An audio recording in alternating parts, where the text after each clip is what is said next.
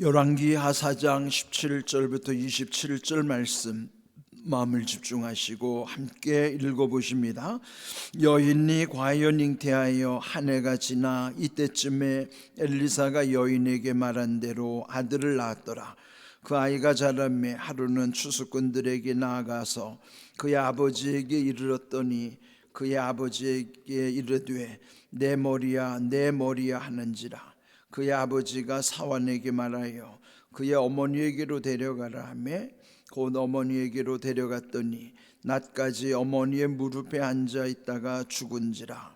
그의 어머니가 올라가서 아들을 하나님의 사람의 침상 위에 두고 문을 닫고 나와 그 남편을 불러 이르되 청하건대 사환 한 명과 나귀 한 마리를 내게로 보내소서. 내가 하나님의 사람에게 달려갔다가 돌아오리이다 하니 그 남편이 이르되 초하루도 아니요 안식일도 아니거늘 그대가 오늘 어찌하여 그에게 나아가고자 하느냐 하는지라. 여인이 이르되 평안을 비나이다 하니라. 이에 나귀의 안장을 지우고 자기 사환에게 이르되 몰고 가라.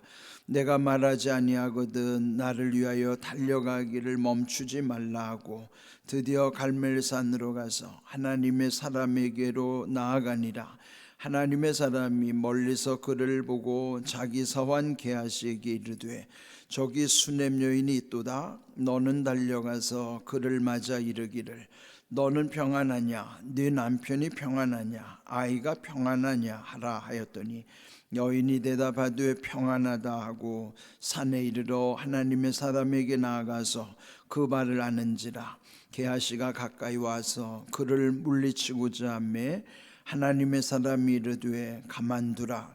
그의 영혼이 괴로워하지만 여호와께서 내게 숨기시고 이르지 아니하셨도다 하니라. 아멘. 열왕기하 4장에는 두 명의 여인이 등장하죠. 먼저 1절부터 7절에서는 한 선지 생도, 그러니까 엘리사의 제자 중에 한 사람이 죽었는데 그 아내가 두 아이를 데리고 아주 힘겹게 지내다가 그 집에 많은 빚을 지게 되고, 그래서 결국 이 엘리사 선지자를 찾아와 그 이야기를 다 듣게 된 이 엘리사를 통해서 또 그 집안에 있는 남은 기름 한 병, 그리고 그 여인에게 명하기를 동네에 다니면서 빈 그릇들을 빌려오라.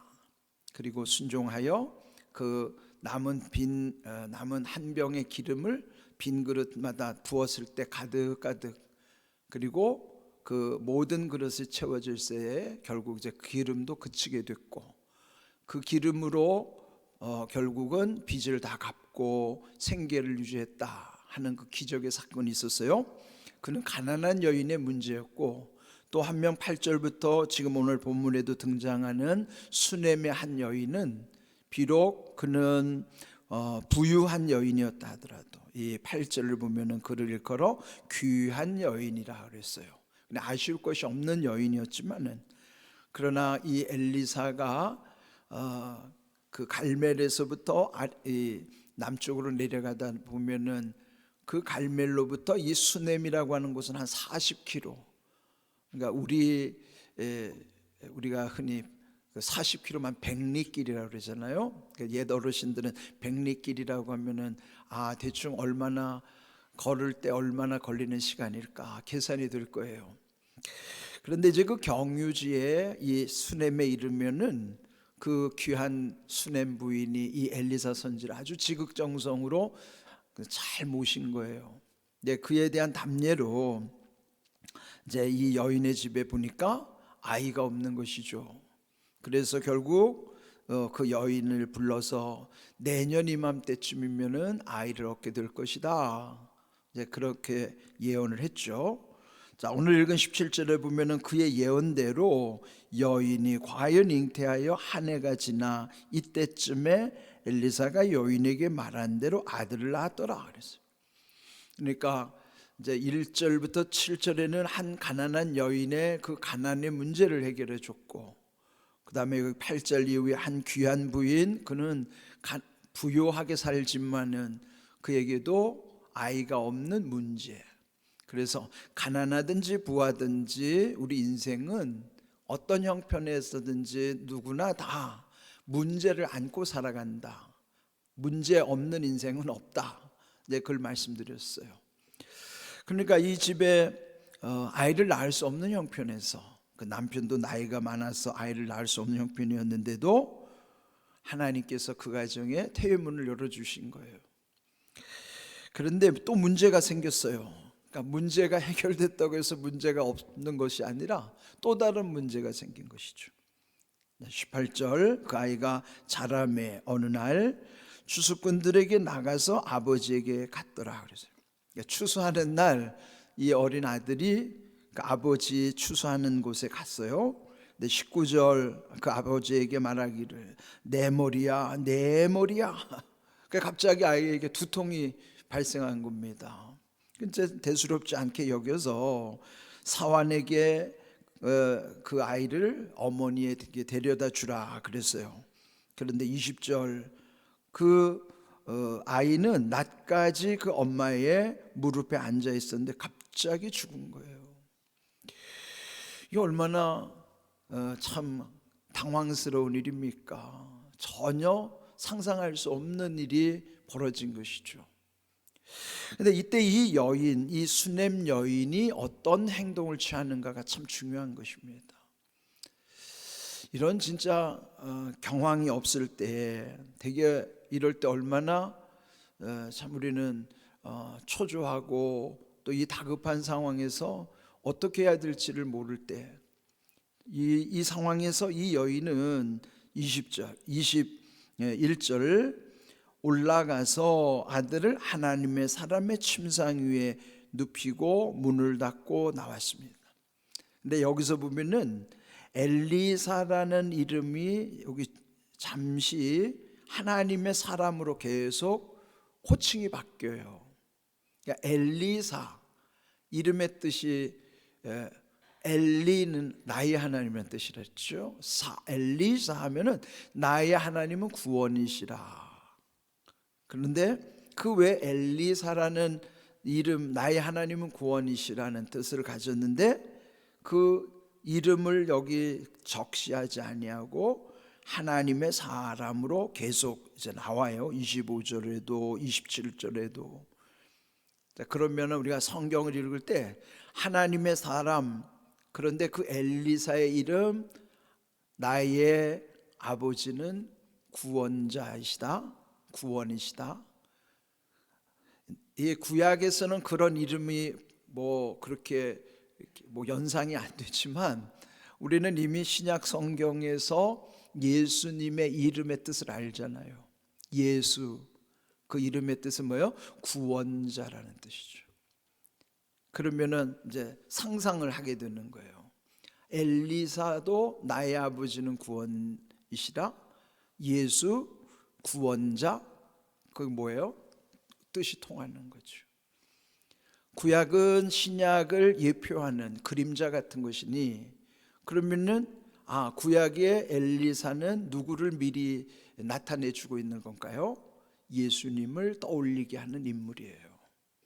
그러면은 지금 이 말씀 속에서 우리는 그는 이미 예수님을 예표하는 인물, 예표라는 건 미리 표식으로 나타내 주는 것이죠. 상상하는 거예요. 그리고 하나님의 사람, 즉 예수님이 우리에게 어떤 분이신가를 우리에게 알려주는 내용이기도 한 거예요. 자, 하나님의 사람의 침상, 그는 이제 그 수넴에 왔을 때 이 엘리사를 위해서 2층에 별실을 만들어 놓은 그 게스트룸 같은 곳이죠. 그래 그 선지자의 침상 위에 죽은 아들을 눕히고 급히 22절 남편을 불러서 사환 1명, 나귀 1마리를 청하여 즉시로 이제 선지자에게로 가는 겁니다. 그런데 그 남편은 좀 이상하지 않아요? 23절, 그 남편이 묻기를 오늘이 초하루, 초하루라는 게 월삭을 말하는 거예요. 그러니까 월삭 때 성전에 가는 건 당연한 것이고, 또 안식일에도 성전에 가는 것이 당연하고 선지자를 만나는 것 당연한데, 오늘은 이 월상날도 아니고 안식일도 아닌데 그대가 어찌하여 그에게로 가고자 하느냐, 그런 것이죠. 지금 아이가 죽었어요. 다급하죠. 그런데 이 아내는 남편에게 그런 설명을 전혀 하지 않고 그냥 평안을 비나이다, 그냥 그렇게 평안을 구하기 위해서 간다, 그렇게 하고서는 24절 곧장 나귀 안장을 지우고 사환에게 말하기를 몰고 가라, 내가 말하지 아니하거든 나를 위하여 달려가기를 멈추지 말라. 자, 그 수넴으로부터 갈멜에 있는 선지자가 있는 갈멜까지는 40km 백리길이에요. 백리길이면 보통 우리가 옛적에 10리길은 1시간 잡거든요. 그 백리길이면 10시간 걸리는 짧지 않은 시간이죠. 그래서 이 사환에게 말하기를 여기서 이제 멈추지 말고 달려가라. 그러면은 그 백리길을 가는데 한번 그 여인의 마음이 어떠했을까 상상해 보십시오. 초조하고 다급하고 별의별 생각이 다 들었을 거예요. 그 아이를 자기가 물론 마음의 원은 있었지만은 엘리사가 그 집에 머물렀을 때 아이를 달라고 한 적도 없어요. 그런데 선지자가 아들이 있을 거라고 예언을 해서 아들이 태어나긴 했는데, 아니 이 아들이 시름시름 앓다가 그냥 갑자기 죽었으니, 그러면 이제 이 여인이 그 마음이 얼마나 복잡했을까요? 그런데 어떻게 이 여인은 선지자를 찾아갈 생각을 했을까? 아마 지금 이해할 수 없는 현실에 대해서 따지고 싶은 마음도 있을 것이고, 또 가던 중에 그런 생각도 들었을 것 같아요. 아니 이렇게 금방 데려가실 것 같으면 왜 하나님이 아들을 보내셨을까? 또 그 생각을 좀 더 깊이 하다 보면은, 그러다면 하나님 무슨 이 고난의 뜻이 있지 않을까? 그렇습니다. 우리 생각으로는 미칠 수 없는 것, 도저히 받아들일 수 없는 현실이 내 앞에 있을 때에는 우리 기억해야 돼요. 고난 속에도 하나님의 뜻이 있다는 사실. 고난 속에 하나님 뜻이 깨달아지면 그것도 은혜예요. 그런데 우리가 감당할 수 없을 때는 그 고난을 이해하기가 참 어려워요. 그래서 받아들이기는 더 어렵죠. 그렇지만은 우리는 그때도 기도해야 됩니다. 이 고난을 통해서 하나님 내게 이 고난 속에 어떤 뜻을 담으셨습니까? 이 고난의 보자기 속에 내게 베푸실 은혜가 무엇입니까? 우리는 늘 지금은 이해할 수 없어도 하나님의 선하심과 인자심을 믿고 우리는 기도해야 되는 것입니다. 이 여인이 그 백리길을 달려가면서 이제 결국 25절 드디어 갈멜산에 도착했어요. 하나님의 사람에게로 나갔을 때는 멀리서 그 여인이 오는 것을 보고 그 엘리사의 사환 게하시에게 이르되, 그러니까 이 선지자 엘리사가 먼저 본 거예요. 멀리서 그 여인이 달려오는 것을 보고 수넴 여인이 또다 그러면서 너는 달려가서 그를 맞아 이르기를 너는 평안하냐? 내 남편이 평안하냐? 아이가 평안하냐? 자, 여기 이미 23절에도 남편에게도 이 여인은 말했어요. 평안을 빌리기 위해서 갑니다. 그런데 또 이 하나님의 사람 엘리사를 만났을 때에도 3번이나 평안을 물어보는 거예요. 내가 평안하느냐? 내 남편도 평안하느냐? 내 아이도 평안하느냐? 지금 이 아이는 죽었어요. 평안할 수가 없죠. 그런데 이 여인이 답하는 거 보세요. 여인이 대답하되 26절 끝부분에 보면 평안하다 하고 그래요. 평안합니다 그런 거예요. 아니 지금 평안할 수 없는 상황인데 어떻게 이 여인은 평안하다고 답을 했을까? 저는 오늘 이 말씀 묵상하다가 이 부분이 참 중요하다고 생각하고 참 또 이해하기가 어려운 부분이라고 생각했습니다. 우린 되게 지금 일어나는 내 감정대로 막 판단하고 행동하기 쉽잖아요. 사람이 되게 이성적인 것 같아도요, 대체로 보면 감정이 앞설 때가 많습니다. 그래서 감정에 휘두르는 대로 말하고 행동하고, 그러니까 막 즉흥적으로, 그러다가 실수하기 쉽고 일을 그르치기도 하고 그렇잖아요. 근데 사실 이럴 때 냉철할 수 있다는 것, 정말 그 마음의 흔들림을, 그 평상심을 유지한다는 것, 참 어려운 일이죠. 근데 이 여인은요, 그렇게 힘든 상황 속에서도 그가 답하기를 평안합니다 라고 답할 정도로 그 얼마나 그 마음을 지금 다잡고 있는가, 그걸 알 수 있어요. 그러니 이 수넴 여인이 얼마나 믿음이 깊은가를 또한 알 수 있어요. 그냥 지금 현실에 주저앉아서 좌절하고 단식하고 그게 아니라 어찌하든지 이 아이를 얻게 된 동기는 그 엘리사 선지자로부터, 그 예언으로부터 시작됐으니 이 상황에 대해서 이 선지자에게 묻고자 간 것입니다. 자, 27절, 하나님의 사람에게 나가서 그 발을 아는지라.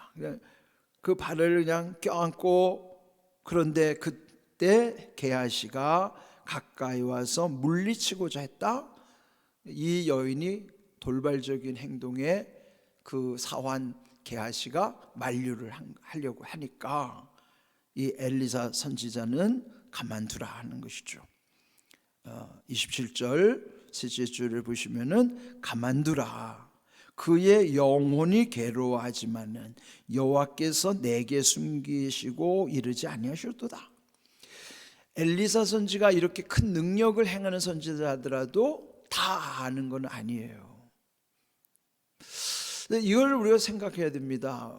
마치 뭔가 은사를 받으면 모든 거 다 아는 것 같죠? 아니에요. 하나님이 알려주시는 것만, 하나님이 하게 하시는 것만, 우리는 그렇게밖에 할 수가 없어요. 여러분, 무슨 신령한 사람은 막 다 꿰뚫어보고 그 사람을 다 들여다보는 것 같죠? 아닙니다. 속지 마십시오. 예?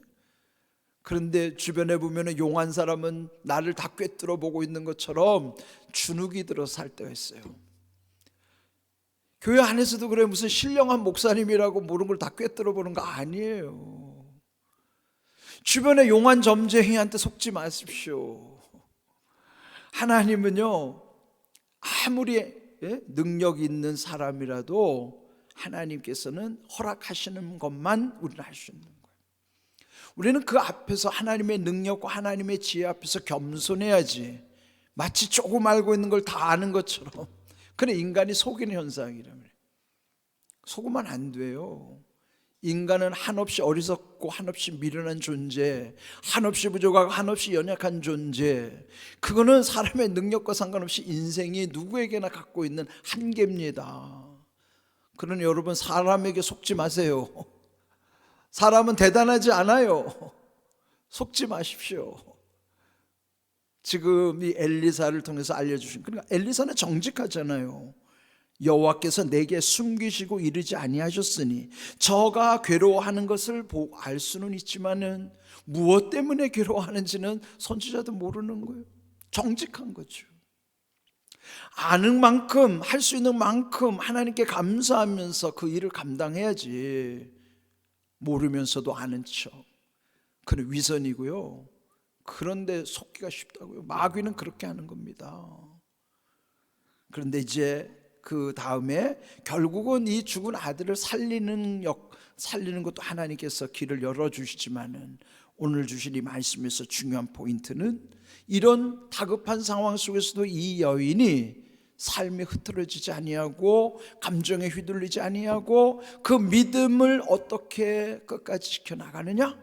오늘 여기서 평안이란 말이 많이 나오죠.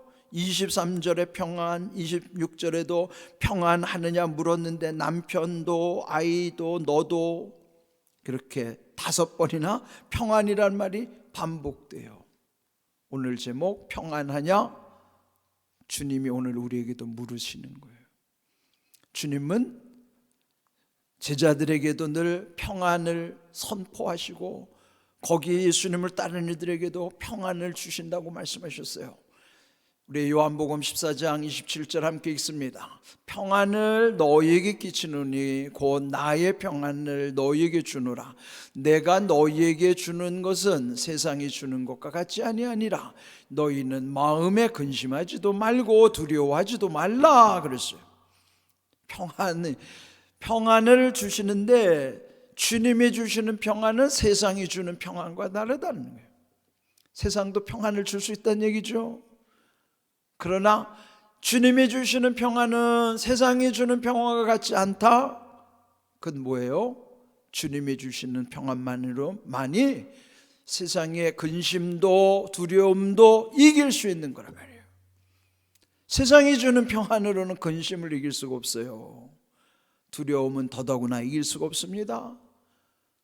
주님이 주시는 평안만이 우리 마음의 염려, 걱정, 근심도 또 불안도 두려움도 그거 이겨야만 그때 마음이 평안한 거예요. 이 여인이 이런 다급한 상황에서도 평안을 잃지 않는 거죠. 우리는 살다 보면은 별의별 일을 다 겪으면서 살아가요. 산전수전을 다 겪어야 하는 인생일 수도 있어요. 그러나 중요한 거는 평안을 놓치면 안 됩니다. 평안을 잃지 않아야 됩니다. 예수님이 주신 평안, 그 평안만이 우리 인생의 염려, 걱정, 근심, 불안, 두려움을 이기게 하신다는 사실을 기억하십시오. 여러분, 날마다 주님이 주시는 평안 가운데 그 안에 들어있는 기쁨과 감사로 충만한 은혜가 임하기를 주님의 이름으로 축복합니다. 아멘.